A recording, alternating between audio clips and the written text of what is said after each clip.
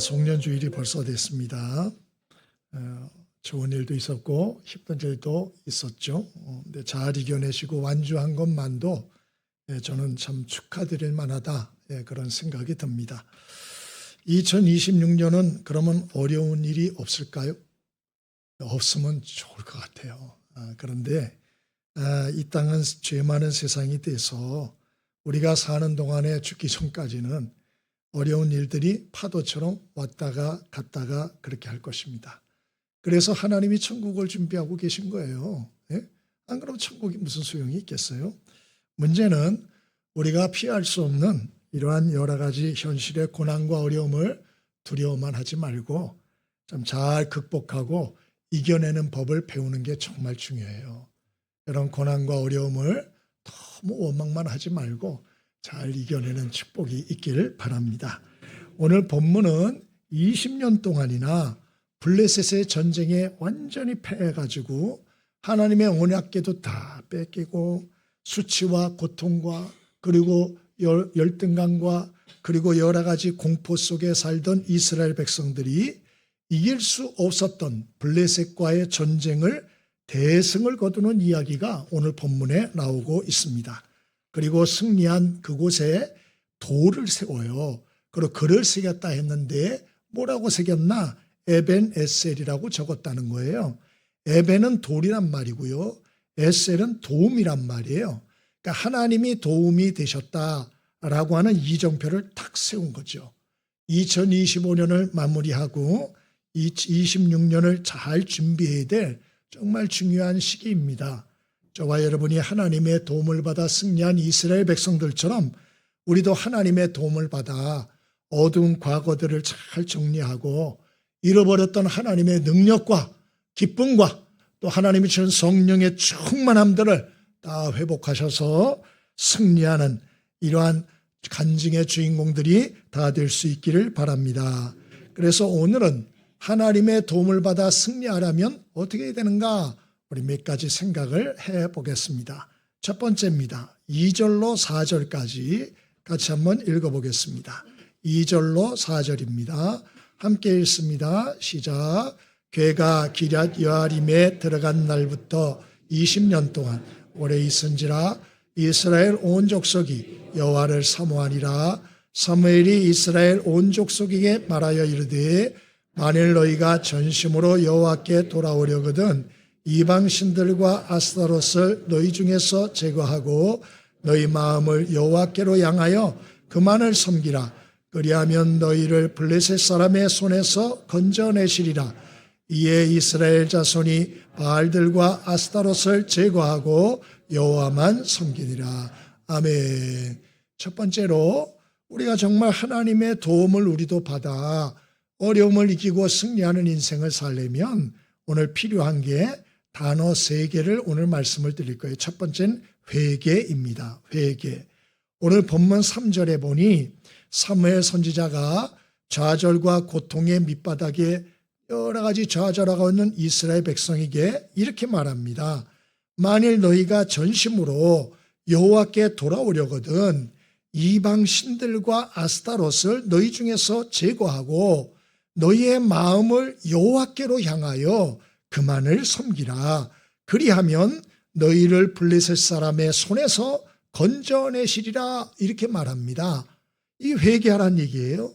마가복음 1장 15절에도 예수님이 공생애를 시작하면서 제일 먼저 하셨던 말씀이 하나님의 나라가 가까이 왔으니 회개하고 복음을 믿으라. 그렇게 말씀하셨어요.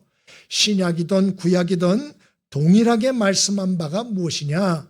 우리가 정말 암울한 옛시대를 청산을 하고 새 시대와 새 역사를 열고자 하는 마음이 있다면 첫 번째로 해야 할 게 있으니 그게 회개라는 거예요. 회개.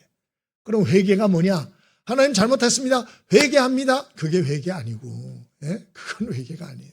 잘못하고 그냥 말만 그렇게 하면 하나님은 우롱하는 죄예요. 그게. 그러면 하나님이 인정하는 참된 회개가 뭐냐? 오늘 여기 성경에 보니까 마음이 하나님께 돌아가는 거예요. 그러면 마음이 하나님께 완전히 돌아가는 게 뭐냐? 2가지를 말하는데 첫째, 우리의 마음과 삶 속에 있는 우상들을 제거하라는 거예요. 제거하라. 예? 우상을 제거하라. 두 번째로는 여호와만 섬겨라. 그렇게 말하고 있어요. 신기한 건 이스라엘 백성들이 사무엘 선지자의 말을 듣고 4절에 바알과 아스타롯 우상을 제거했고 하나님만 믿고 의지하고 섬겼다. 이렇게 돼 있어요. 놀라운 일이죠.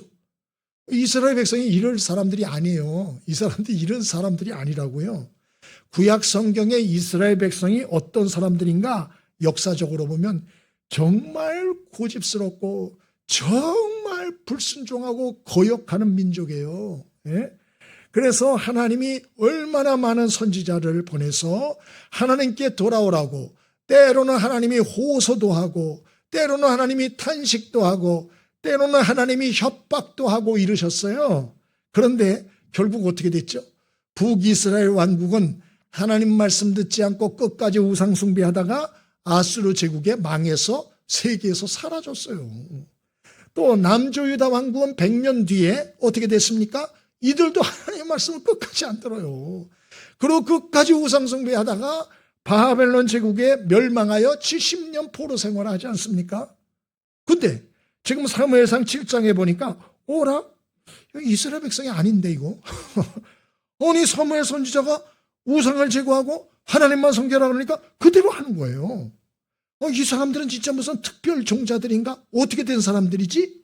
이렇게 생각을 하지만 여러분 이 양반들이 이렇게 된 이유가 있습니다. 그 이유는 첫째로 20년 동안 자신들의 능력과 한계를 철저히 느꼈고요.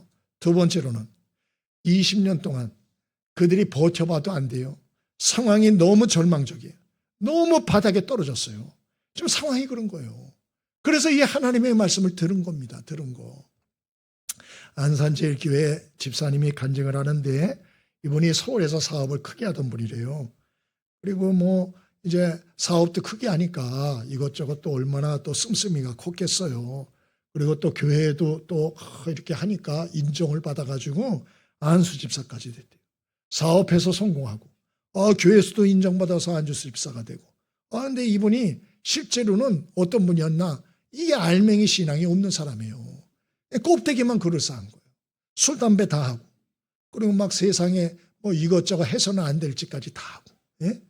그러니 신앙생활을 하면서 목회자하고도 부딪히고 성도들하고도 부딪히고 그리스도인의 향기가 전혀 안 나타나는 거예요. 그러다가 이분이 IMF를 맞았네요. 그래서 회사가 부동화난 거예요. 그래서 부동산이 또 자기의 집까지 다 은행에 저당을 잡힌 거예요. 그리고 길거리에 나앉게 됐어요. 6 식구가 안산에 이사를 가서 방 하나 얻어서 살았다 그래요. 그러면서 이분이 회개를 하고 안산제일교회를 나가기 시작했대요.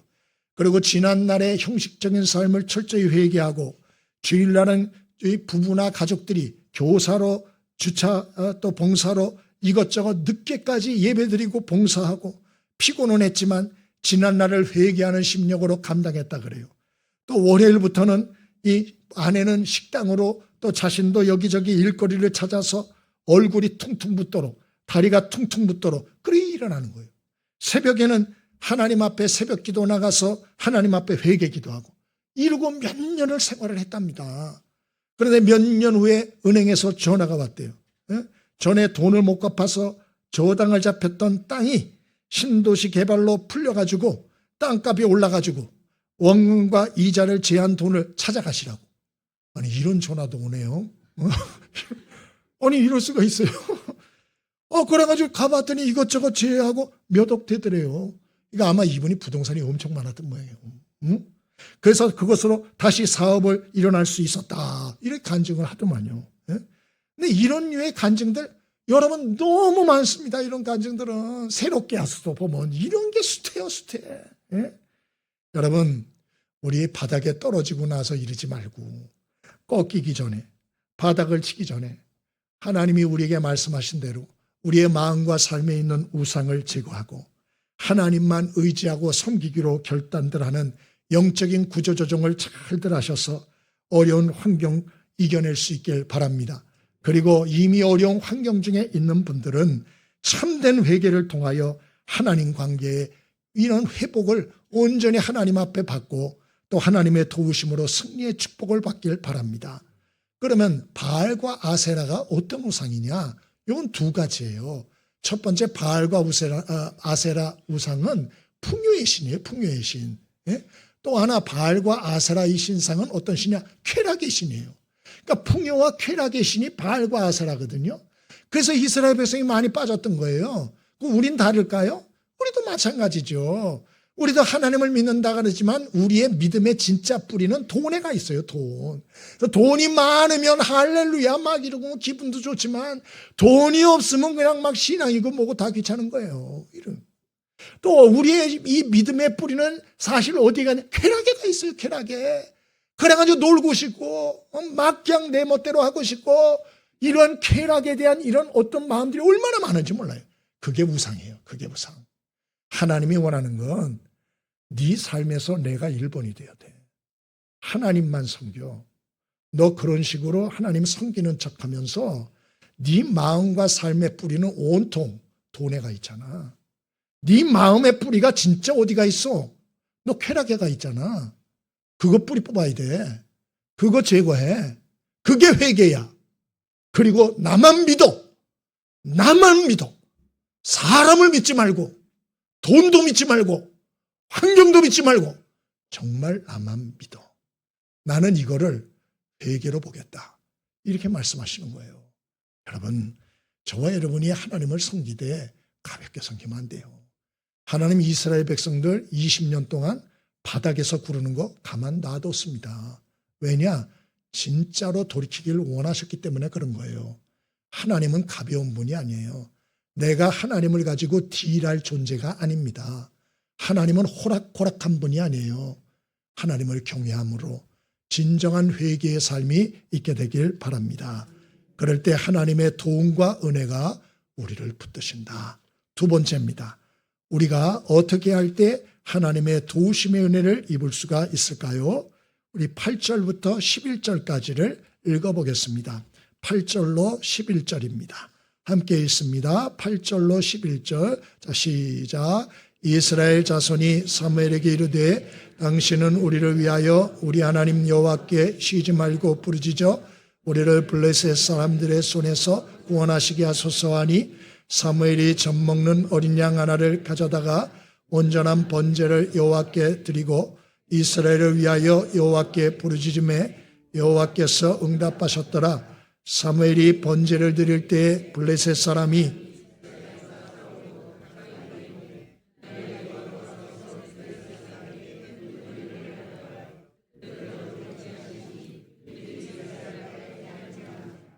이스라엘 사람들이 미스바에서 나가서 블레셋 사람들을 추격하여 벳갈 아래에 이르기까지 쳤더라. 아멘. 하나님이 도우심의 은혜를 경험하기 위해서는요, 강력한 은혜를 경험하기 위해서는 첫 번째 회개가 필요하다. 둘째는 기도입니다. 기도. 오늘 사무엘 선지자가 이스라엘 백성들이 우상을 제거하고 하나님을 사모하여 하나님을 섬기려는 모습을 보이자 그제서야 사무엘 선지자가 이스라엘 백성에게 두 번째로 5절에 보면 미스바로 모여라 라고 말합니다. 왜요? 내가 너희를 위하여 기도하리라. 그렇게 이야기해요. 처음부터 모이라 소리 안 했어요. 진짜 회개를 해라. 이게 1번이고요. 정말 마음을 다하여 돌이키니까 그제서야 미스바에 모여라. 내가 너희를 위하여 기도하리라 말합니다. 이에 6절에 모든 이스라엘 백성들이 미스바에 모였다 그랬어요. 왜요? 기도하려고. 이걸 뭐라 그러나 연합 기도라고 말합니다. 그리고 그들이 모여서 하나님 앞에 물을 부었다 그랬어요. 이 물을 왜 붓느냐? 마음을 쏟는 기도를 하겠다 그런 의미예요. 이것을 전심 기도라 그렇게 말합니다. 그리고 그들이 모여서 종일 금식하며 기도했다 했습니다. 금식을 왜 합니까? 세상줄을 끊고 이제 나는 죽으면 죽겠습니다. 그런 심정으로 기도했다는 얘기예요. 이것을 결사적 기도라 그렇게 말합니다. 놀라운 일이죠. 이 백성들이 정말 새롭게 이대로는 살 수 없다 생각을 한 것입니다. 그런 결심이 있었던 거예요. 그래서 연합의 기도를 했고 전심의 기도를 했고 결사적 기도로 그들이 하나님 앞에 선 것입니다. 그러면 어떤 일이 일어났나요? 좋은 일이 일어났을까요? 아니요. 7절에 보니까 문제가 해결되기는커녕 더 큰 문제가 다가왔어요. 그게 뭐냐? 블레셋군이 이스라엘 백성이 미스바에 모여 금식하고 있다는 얘기를 듣고 한꺼번에 제거할 수 있는 조로의 기회가 왔구나 하고 이들이 전면 침공을 한 것입니다. 여러분, 우리가 신앙생활을 할 때 왜 함께 모여 예배하고 기도해야 되나? 그것은 성도들을 노리는 악한 영들의 공격이기 때문에 그래요. 그래서 우리가 어려울수록 혼자 떨어져 있으면 100% 죽습니다. 그 사람은 영적으로 100% 죽어요. 하나님께 돌아오나 특별한 일이 없으면 못 돌아옵니다. 그 사람. 예? 특별한 은혜가 있어야 돼요. 그래서 에베소 6장 12절에 우리의 씨름은 혈과 육을 상대하는 것이 아니요 통치자들과 권세들, 이 어둠의 세상 주관자들, 하늘에 있는 악의 영들을 상대함이라 그렇게 말한 것입니다. 우리가 신앙생활을 할 때 마음 먹고 한번 잘해봐야지. 여러분, 그때 하나님도 역사하시기 시작하지만 악한 영들도 역사를 시작하는 거예요. 가만둘 수가 없는 거예요. 아니 내 사람이었는데 하나님께 간다니까 이건 가만둘 수가 없는 것이죠. 그래서 강하게 역사하는 것입니다. 이때 나 혼자 있으면 100점100패하는 것이에요. 그럴 때는 어떻게 해야 되나? 그럴 때는 무엇보다도 교회에 모여 서로 연합하여 예배해야 돼요. 서로 연합하여 기도해야 돼요. 전심으로 예배해야 돼요. 전심으로 기도해야 돼요. 결사적으로 예배하고 기도해야 되고요. 끝까지 인내하며 예배하고 기도해야 하고 그러한 끝까지 기도하고 예배하는 법을 배울 수가 있어야 하는 것입니다. 미스바에 모인 이스라엘 백성들 블레셋군의 공격이 있었을 때 어떻게 대처했습니까? 혼비백산해가지고 괜히 여기에 모여가지고 우리 죽게 생겼네 이랬습니까? 아니에요. 이 사람들 진짜 달라졌어요. 정말 운명을 하나님께 거은 게 확실해요. 왜? 걸었기 때문에 그들이 사무엘에게 8절에 보면 어떻게 말하나 이렇게 부탁합니다. 당신은 우리를 위하여 우리의 하나님께 이 말이 인상적이에요.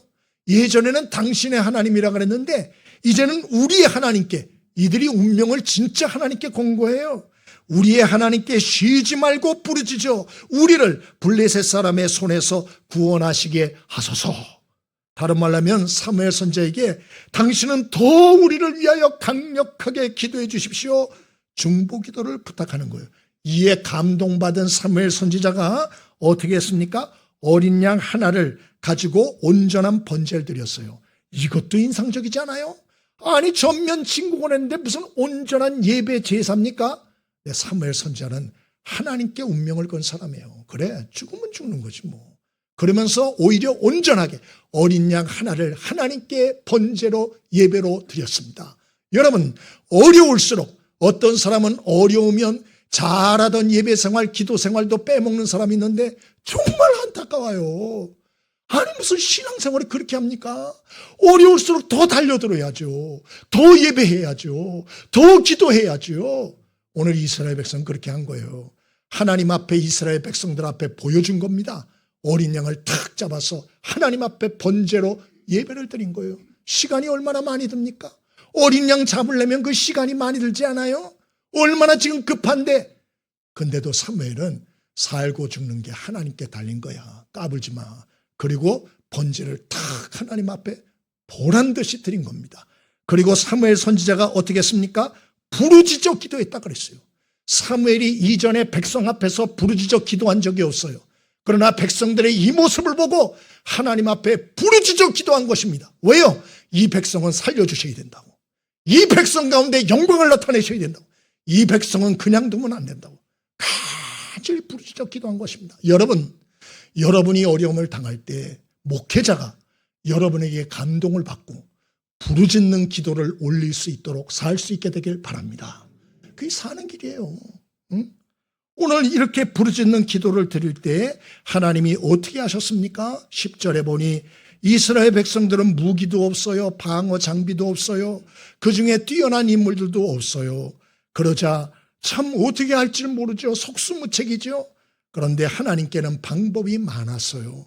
하나님이 어떻게 하셨죠? 큰 우레를 발하여 블레셋 사람을 어지럽게 하여 도망가게 하셨다. 그리고 이스라엘 백성들은 그들을 추격하여 대승을 거두고 평화의 시대가 오게 되었다. 오늘 그렇게 말하지 않습니까? 그러므로 하나님과 도움과 능력을 우리가 기적적으로 얻기 위해서는 첫 번째, 진정한 회개를 할 수 있길 바랍니다. 두 번째로는 함께 모여 드리는 예배와 기도에 힘쓸 수 있게 되기를 바랍니다. 우리 금요일 날도 언급을 했는데 2004년에 나왔던 하늘에 속한 사람이라는 책이 있어요. 그 저자가 중국의 윈 형제라고 하는 사람입니다. 중국 시골에서 태어났고요. 형이 죽고 아버지는 말기암 환자였어요. 너무 가난하고 너무 환경이 어려우니까 이 윈 형제의 어머니가 극단 선택을 하려고 했는데 그 어머니가 어릴 때 선교사를 통해서 예수를 믿었던 사람이에요. 하나님의 성령의 음성이 들린 거예요. 집으로 돌아가라. 집으로 돌아가라. 이 음성을 듣고 깜짝 놀랍니다. 집으로 돌아옵니다. 집에 돌아오니까 남편이 누워 있어요. 아들 윈이 같이 있어요. 이 윈의 어머니가 어릴 때 기도하며 하나님이 들어준다는 선교사의 말이 생각이 난 거예요. 그리고 환자 남편을 놓고 아들의 손을 붙잡고 아버지를 위해서 우리 간절히 기도하자. 최선을 다해서 우리 기도하자. 이제 방법이 없다. 그리고 기도를 시작합니다. 그런데 이때 윈이 나이가 16살이었는데 윈이 이때 하나님 앞에 간절한 소원의 기도를 드립니다. 하나님, 만약 제 아버지를 살려주시면 내 인생을 하나님께 드리겠습니다. 그렇게 기도했다는 거예요. 응?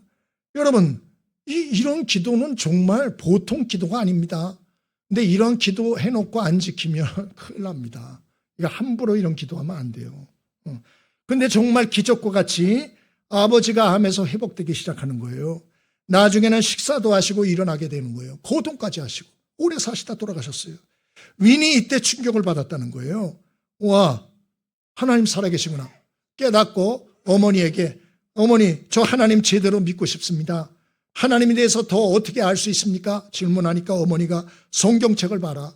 그런데 당시 문화혁명 기간이라서 성경은 다 없어졌어요. 예수 믿는 사람 다 감옥에다 가다 놨어요. 그래서 엄마 어떻게 합니까? 그랬더니 기도하라 그러더래요. 그래서 기도를 시작했대요. 하나님, 성경책을 주십시오. 하나님에 대해서 알기를 원합니다. 우리 아버지를 살리신 하나님, 제게 하나님을 알 수 있도록 성경책을 주십시오. 이 16살짜리가 작정 기도를 해요. 며칠 동안 했나? 100일 동안 저녁 금식 기도했다는 거예요. 그 책에 나와요. 응? 여러분, 16살짜리. 제가 충격을 받았어요. 와, 이게 신앙이라는 게 나이가 많다고 철이 드는 게 아니구나. 나이가 어려도 이 영성이 뛰어난 사람이 있구나. 제가 그 생각을 했어요. 응? 그리고 100일 만에 100일 되었을 때 어떤 사람이 이 윈 씨의 집에 성경을 두고 간 거예요. 성경을. 응? 그게 또 충격을 받은 거예요. 그래서 이 윈 형제가 이거 하나님이 주신 것이다 생각하고 마태복음부터 읽기 시작하는데 그냥 읽을 수 없다 생각을 해서 마태복음 1장부터 암송을 시작합니다. 1장을 달달달달 외워서 암송합니다. 2장을 암송합니다. 28장까지 암송했대요. 놀라지도 않죠. 예, 졸립죠. 28장까지. 예? 그리고 또 성경을 보다 보니까 거기에 성령이란 단어가 나오더래요. 그래서 어머니한테 물었대요. 어머, 그 성령이 뭡니까? 성령이 물었대요. 어머니가 나도 몰라. 기도해봐. 그러더래요. 그래서 하나님께 또 이 윈형제가 기도했대요. 하나님, 성령이 뭡니까? 알고 싶어요. 성령이 뭡니까? 기도하는 중에 성령의 불이 떨어졌어요. 사도행전 2장에 나오는 성령의 불이 이분에게 진짜 떨어진 거예요. 그래가지고 몸이 불에 타는 듯한 경험을 합니다. 그래서 성령의 충만함을 받고 그날부터 성령의 음성을 듣고 성령의 인도를 받는 삶을 삽니다. 어느 날 성령께서 서남 쪽에 가서 복음을 전하라 그런 마음을 주시더래요. 기다리고 있었더니 진짜 어떤 사람이 와서 윈 형제, 우리 같이 갑시다. 우리 지하교회 성도가 20명 되는데 당신을 기다리고 있어. 그러더래요. 갔습니다. 갔더니 설교해달라 그러더래요. 그 설교가 뭡니까? 하나님 말씀을 알려주는 겁니다. 그래요? 기도합니다. 뭐를 얘기해야 될까요? 마태복음 28장. 28장을 암송합니다. 암송해서 다 들려줍니다. 그리고 설명합니다. 성령의 충만함을 받으시라고. 성령의 불이 20명한테 다 떨어졌어요. 그들이 치유의 역사가 일어나고 방언의 역사가 일어나고 신의 역사가 일어나고 놀라운 역사가 아니에요. 떼굴떼굴 구르고. 예?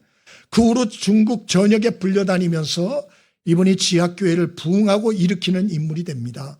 중국 공안당국에 당연히 체포가 됐죠. 반동문자로 몰려서 14년 형을 받습니다. 감옥에 갇혀서도 윈 형제는 기도하고 전도합니다. 간수를 전도합니다.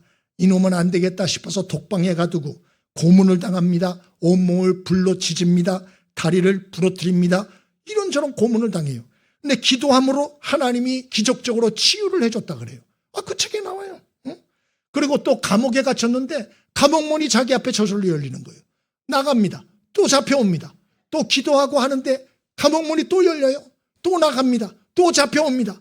근데 또 열려요. 이런 일이 3번이 있었다 그래요. 3번이. 여러분 참 놀라운 일 아닙니까? 그러면 기도하면 다 이렇게 역사가 일어나? 그렇진 않죠. 하나님이 특별하게 이분에게 하나님의 뜻이 있어서 이런 역사를 허락하신 걸로 생각해요. 그러나 우리가 하나님께 기도하는 자들에게는 성령의 역사가 있다는 건 분명합니다. 지금 중국은 숨겨진 그리스도인들이 얼마나 되나? 9천만에서 1억이 돼요. 시진핑이 왜 교회를 핍박하는 줄 아세요? 너무 많아져서 그래요. 지금 두려움을 느끼는 거예요. 두려움을. 1억이 넘었다니까요. 지금 1억이. 어떤 사람은 1억 2천까지 봅니다. 우리나라 기독교인이 몇 명입니까? 우리 1200만도 안 돼요. 지금. 우리 10배가 넘어갑니다. 여러분 교회 다니는 것과 우리가 정말 예수를 제대로 믿는 건 틀린 겁니다. 성경에도 경건의 모양만 가지지 말고 능력을 가져라 그렇게 말하지 않습니까? 저와 여러분이 구경꾼 신자 되지 말고 정말 기도하고 예배하는 일에 마음을 집중들 하셔서 하나님의 능력을 받고 경건의 능력을 회복하는 은혜가 있기를 바랍니다. 여러분 그래야 하나님의 도우심의 능력과 은혜를 경험하여 이겨나갈 수가 있는 거예요. 마지막 3번째입니다. 하나님 도움받는 신앙생활을 위하여 필요한 것이 무엇입니까? 12절입니다. 함께 읽습니다. 12절 함께 읽습니다. 자, 시작.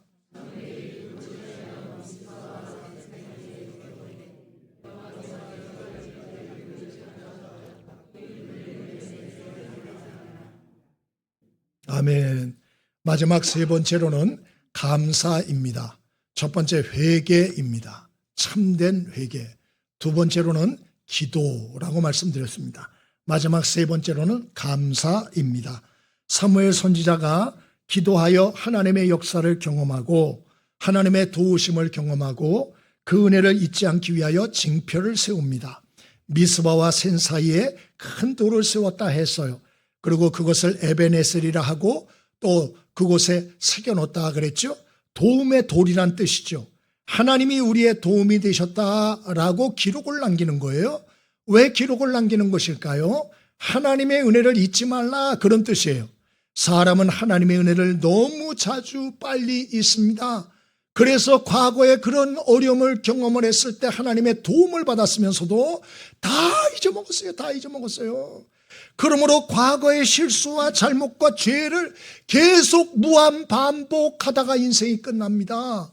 여러분 그렇게 하지 말라는 거예요. 하나님의 은혜와 도우심을 잊지 말라는 것입니다. 그래서 사무엘은 감사의 돌비를 세운 것입니다. 우리도 올 한 해를 우리가 마무리해야 합니다. 어렵고 힘들었던 것만 생각하지 마시고 하나님이 주셨던 은혜들을 회상할 수 있길 바랍니다. 그리고 감사하며 찬양할 수 있게 되길 바랍니다. 왜 굳이 찾아 감사하고 찬양해야 되나? 그것은 감사하는 자에게 더 큰 감사의 제목을 주시기 때문에 그런 것입니다. 시편 50편 23절에 감사로 제사를 드리는 자가 나를 영화롭게 하나니 그 행위를 옳게 하는 자에게 내가 하나님의 구원을 보이리라 그렇게 말씀했어요. 제가 이번에 김동호 목사님 간증을 또 들었어요. 이분이 자기가 처음 하는 간증이라 그러더라고요. 가만히 들어보는데 이분이 6.25 전쟁 때 출생하셨더만요. 보니까. 그래서 고생을 엄청 많이 하셨고 또 이 아버지가 그렇게 술 주정이 심했대요. 날마다 술을 마셨대요. 날마다. 일하고 오면 날마다 술. 그리고 주벽이 또 너무 심했답니다. 주벽이. 왜 술도 마시면 조용한 분이 있고 주벽이 심한 분들. 이 주벽이 심한. 막 유리창 깨고 욕하고 집을 뒤집어 엎고 아주 지저분하게 술을 배운 분들이 있어요. 그래서 중고등학교 시절에 그 아버지가 술 마시고 날마다 주사를 뿌리니까 아버지를 패고 싶을 때가 여러 번이었대요. 그래서 주먹을 쥐고 참았는데 근육이 마비될 정도로 해서 너무 힘들었다. 너무 힘들었다. 중고등학교 때부터 30년 동안 편두통에 시달렸는데 아버지의 주벽과 주정과 무관하지 않다 그렇더만요. 그리고 이분이 집에서 공부를 못했대요. 집에 오면 아버지가 술 마시고 주사를 부리는데 공부가 되겠어요? 그래서 이분이 상고 나오셨죠. 그리고 대학 진학에도 여러 번 실패하셨죠. 그래서 세운상가에서 점원 노릇도 하시고, 그래서 이분이 열등의식이 많고 자기가 사회성이 부족하다 그러더라고요. 거기에다 집에 불이 나고 자기가 또 물에 빠져 죽을 뻔한 익사사고도 여러 번 당하고 교통사고로 정말 죽을 위기를 2번 겪었고, 그러다가 이제 하나님의 은혜로 신학을 하시고 목회를 하게 됐는데, 이 어머니가 외아들이다 보니까 그렇게 아들한테 집착이 강했대요. 그래서 어머니하고 이 부부가 같이 모시고 사는데 한 집에서 고부 문제가 너무 심각해가지고 1년에 2번은 연례 행사로 온 집안이 뒤집어지는 전쟁이 있다는 거예요. 동네 시끄러울 정도. 그래서 목회를 하다가 부끄러워서 나 목회 못하겠다. 그리고 집을 가출한 적이 2번이래요. 목사가. 그것도 목사가. 자기 집에서 어머니하고 아내하고 대판거리 싸워가지고 2번을 가출했대. 2번. 그것뿐이에요. 이분이 폐 안 걸렸죠. 갑상선 암에다가 또 암에다가 3가지 암 걸렸고, 그럼 마지막 암 때문에 지금 투병 중이시잖아요. 낫지 않았어요 아직. 이분이 그런 얘기를 하더라고요. 내가 오늘 살아있는 거, 목사로서 목회를 마무리하고 은퇴한 거, 또 은퇴하고 암 환자를 돕는 선교의 일에 쓰임받도록 지금 살고 있는 거, 이해가 되지 않는 하나님의 은혜다. 나는 오로지 감사할 뿐이다. 그렇게 말했어요. 남들은 암 하나 걸려도 참 죽느니 사느니 하는데 이분은 3개나 걸렸어요. 3개나. 그리고도 목회하다가 은퇴하셨어요. 그리고 지금 암 환자들을 돕는 사역을 하고 계세요. 이게 이해가 됩니까? 하나님의 은혜죠. 이게 어디 김동호 목사님한테만 해당되는 일일까요? 그렇지 않아요. 저도 생각해 보니까 저희 집안도 술이라면 둘째가라면 서로 하는 집안이었어요. 저희도 큰아버지서부터 얼마나 술 이래저래 하여튼 그랬습니다. 그래서 남의 얘기 같지 않다. 저도 이런 생각을 했어요. 여러분, 우리가 사는 삶은 누구도 만만치 않습니다. 지금까지 우리가 이해될 수 없는 하나님의 은혜로 우리가 살아왔다는 사실 잊지 않게 되길 바랍니다. 앞으로도 마찬가지예요. 앞으로도 이런저런 어려움이 있을 거예요. 그러나 우리가 다시 한번 이 연말에 우리가 하나님 앞에 우리의 신앙과 삶을 좀 점검했으면 좋겠어요. 돌이킬 것 제대로 돌이키고 참된 회개를 하나님 앞에 드리면 좋겠습니다. 무너진 기도와 예배의 삶, 감사와 찬양의 삶을 다시 바르게 재정비하여 세웠으면 좋겠어요. 그래서 저와 여러분이 오늘 이스라엘 백성들이 경험하였던 이 에베네셀의 역사와 축복을 우리도 2026년에 다 경험하고 기록하는 은혜가 있으면 좋겠습니다. 여러분, 하나님을 굳세게 의지하고 바르게 의지함으로 승리하는 역사들이 있게 되길 바랍니다.